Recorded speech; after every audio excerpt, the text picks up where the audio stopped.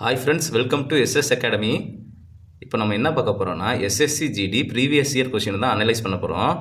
So இப்போ நான் எந்த செட் எடுத்து வந்திருக்கேன்னா 4ஆம் தேதி பிப்ரவரி மாதம் 2024 கேட்ட ஷிஃப்ட் 3யோட ஒரு 10 கொஷின் ஜென்ரல் நாலேஜ் டாபிக் தான் எடுத்து வந்திருக்கேன். ஸோ இதை பார்க்கலாம் வாங்க. First question, who was the first president of All India Muslim League founded in 1906? அதாவது என்ன சொல்கிறாங்கன்னா, அகில இந்திய முஸ்லீம் லீக் அமைப்பை முகமது அலி ஜின்னா வந்து தோற்றுவிச்சிருப்பாங்க. எப்போ? 1906. இது தோற்றுவிச்சதுக்கப்புறம் இதோட முதல் தலைவர் யார் அப்படின்னு கேட்டிருக்காங்க. இதுதான் கொஷினு. ஸோ இதுக்கு ஆன்சர் என்னென்னா ஆப்ஷன் பி, 3ஆம் ஆகா கான், அதாவது ஆகா கான் 3 அப்படின்னு இங்கிலீஷில் சொல்லுவோம். ஸோ நல்லா பார்த்துக்கோங்க, அகில இந்திய முஸ்லீம் லீக் அமைப்பை வந்து 1906ஆம் ஆண்டு முகமது அலி ஜின்னா வந்து உருவாக்கியிருப்பார். இதோட முதல் பிரசிடென்ட் யாருன்னு கேட்குறாங்க. ஸோ முதல் பிரசிடென்ட் யார்? ஆகா கான் 3rd. அடுத்தது second question, under which amendment the right to property was removed from the fundamental rights of Indian constitution? அதாவது சொத்துரிமை அடிப்படை உரிமைகள் கீழே இருந்துச்சு ஃபஸ்ட்டு ஸ்டார்டிங்கில். அதை வந்து அடிப்படை உரிமையிலேருந்து வெளியில் வந்து கொண்டு வந்திருப்பாங்க. அது எந்த சட்ட திருத்தம் மூலியமாக கொண்டு வந்தாங்கிறது தான் கொஸ்டின் கேட்டிருக்காங்க. ஸோ இதுக்கு ஆன்சர் ஆப்ஷன் சி, 44வது அமெண்ட்மெண்ட். 44வது சட்ட திருத்தம் மூலம்தான் அடிப்படை உரிமையிலேருந்து ரைட் டு ப்ராப்பர்ட்டி சொத்துரிமையை வெளியே எடுத்திருப்பாங்க.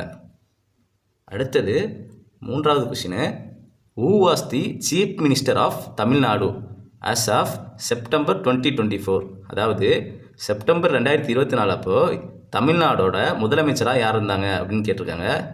இதுக்கு ஆன்சர் நமக்கு தெரியும், option A, MK. Stalin, MK. Stalin அவர்கள் தான் செப்டம்பர் 2024 அப்போ தமிழ்நாடோட முதலமைச்சராக இருந்திருப்பாங்க. அடுத்தது 4வது question, Who among the following was appointed as the Tribal Affairs in June 2024? அதாவது கீழ்காண்பவர்களுள் பழங்குடியினர் நலன் சார்ந்த துறையின் அமைச்சர் யார் அப்படிங்கிறது தான் கொஸ்டின். அதாவது ஜூன் 2024 அப்போ பழங்குடியினர் நலன் சார்ந்த அமைச்சகம் இருக்கும்ல, அதோட அமைச்சர் யார் அப்படிங்கிறது தான் கேள்வி.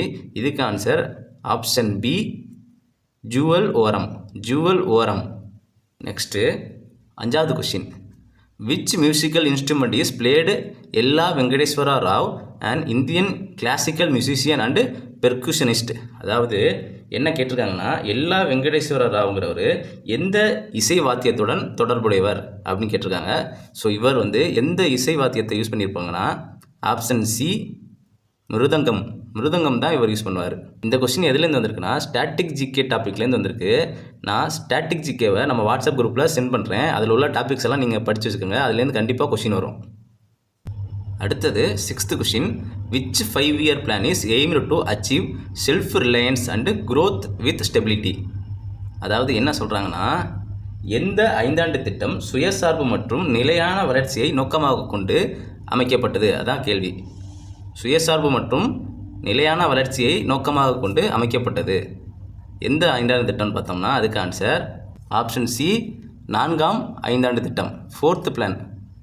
4th 5-year பிளான் தான் self reliance and growth with ஸ்டெபிலிட்டியை நோக்கமாக கொண்டு அமைக்கப்பட்டிருக்கும். அடுத்தது 7th question, which among the following belongs to the tertiary sector of the Indian economy? அதாவது டெர்ஷியரி செக்டர்னு கொடுத்துருக்காங்கல்ல, அப்படின்னா ஒன்றும் இல்லை, 3ஆம் நிலைத்துறை அப்படின்னு சொல்லலாம், அல்லது சேவைத்துறை. அதாவது என்ன கேட்டிருக்காங்கன்னா, இந்திய பொருளாதாரத்தில் கீழ்காண்பவைகளுள் எது 3ஆம் நிலைத்துறையை சார்ந்தது அல்லது சேவைத்துறையை சார்ந்தது அப்படிங்கிறது தான் கொஸ்டின். இதுக்கு answer option B, public administration, பொது நிர்வாகம். அடுத்தது 8th question, as per census 2011 which of the following streams of migration has the highest percentage? அது என்ன சொல்கிறாங்கன்னா, கீழ்கண்டவற்றுள் எந்த முறை இடப்பெயர்வு 2011 மக்கள் தொகை கணக்கெடுப்பின்படி அதிகமாக இந்தியாவில் உள்ளது அப்படின்னு கேட்டிருக்காங்க. அதாவது மைக்ரேஷன்னா ஒன்றும் இல்லை, இடப்பெயர்வு தான். 2011 எந்த முறை இடப்பெயர்வு அதிகமாக நடைபெற்றிருக்குன்னா அதுக்கு answer rural to urban, option A, rural to urban. கிராமத்திலேருந்து தான் நகர்ப்புறத்துக்கு அதிகமாக மைக்ரேஷன் நடந்திருக்கு, இடப்பெயர்வு நடந்திருக்கு. அடுத்தது 9th question, who among the following launched the national wide programme of fit to India freedom run 2.0? So இது வந்து ஸ்கீமுங்கிற தலைப்புக்கு கீழே வர கொஸ்டின். அது ஃபிட் இந்தியா ஃப்ரீடம் ரன் 2.0. இந்த திட்டத்தை துவங்கி வைத்த நபர் யார் அப்படின்னு தான் கேட்டிருக்காங்க. இதுக்கு ஆன்சர் யாருன்னா ஆப்ஷன் பி அனுராக் தாகூர். அடுத்தது 10th question. Dhivehi is official language of which neighbouring country of India? அதாவது திவிஹி என்பது எந்த நாட்டுடைய அலுவலக மொழி அப்படின்னு கேட்டிருக்காங்க. ஸோ இதுக்கு ஆன்சர் என்னென்னா option C Maldives. Okay friends, இன்றைக்கான 10 கொஷினை பார்த்துட்டோம். நீங்கள் கண்டினியூவாக படிச்சுக்கிட்டே இருங்க friends. Okay friends, all the best. Thank you.